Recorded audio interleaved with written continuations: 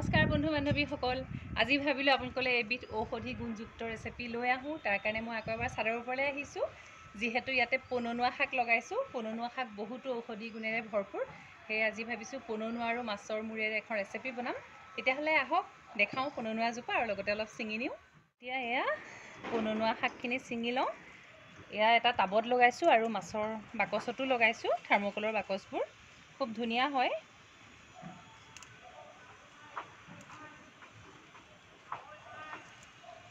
এইখিনি মই তুলি লৈছোঁ তেতিয়াহ'লে আহক ৰেচিপিটো আৰম্ভ কৰোঁ মই এইদৰে পননুৱা শাক টাবতে লগাই লৈছোঁ এইদৰে টাবতো লগাইছোঁ আৰু মাছৰ যোনটো থাৰ্মোকলৰ কাৰ্টনটো তাতো লগাইছোঁ বহু আচলতে উপকাৰী ঔষধি গুণেৰে ভৰা সেয়ে খাব লাগে পননুৱা এতিয়া মই মাছৰ মূৰ ল'লোঁ আৰু পিঁয়াজ মিহিকৈ কাটি লৈছোঁ আদা নহৰু খুন্দি ল'লোঁ কেইটামান পকা জলকীয়া লৈছোঁ পননুৱাখিনি ধুই খুব ধুনীয়াকৈ এইদৰে কুটি লৈছোঁ এতিয়া ৰেচিপিটো আৰম্ভ কৰোঁ এয়া অকণমান মিঠাতেল দিছোঁ এখন কেৰাহীত তাতে এতিয়া মাছৰ মূৰকেইটা ভাজি ল'ম এয়া ইলুটি শিলুটি কৰি দিছোঁ এইদৰে মাছৰ মূৰকেইটা এয়া ভাজা হৈ গৈছে এতিয়া মই কাঢ়ি ৰাখিম আৰু এতিয়া সেইখিনি তেলতে কেইটামান গোটা জিৰা দিছোঁ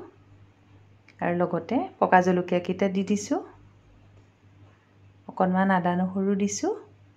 কাটি লোৱা পিঁয়াজখিনি দিছোঁ খুব ভালদৰে মই এতিয়া ৰঙচুৱা হোৱালৈকে ভাজি ল'ম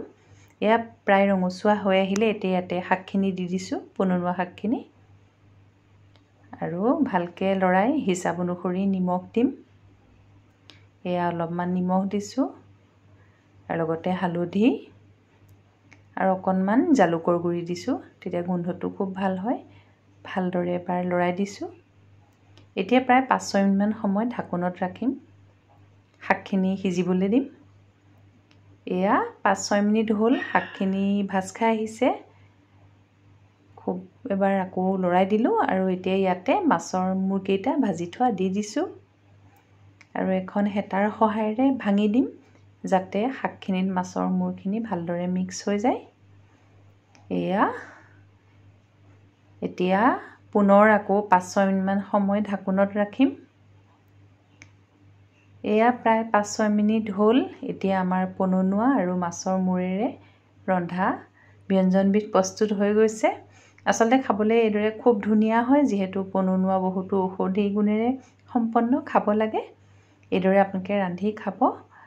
আৰু এতিয়া মই পৰিৱেশন কৰিছোঁ এইদৰে এটা বাটিত পৰিৱেশন কৰিছোঁ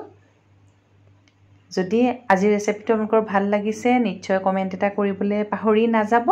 আৰু চাই থাকিব পম্পিজ কিটচেন আৰু মই নতুন নতুন ৰেচিপি লৈ আহি থাকিম আজিলৈ আহোঁ ধন্যবাদ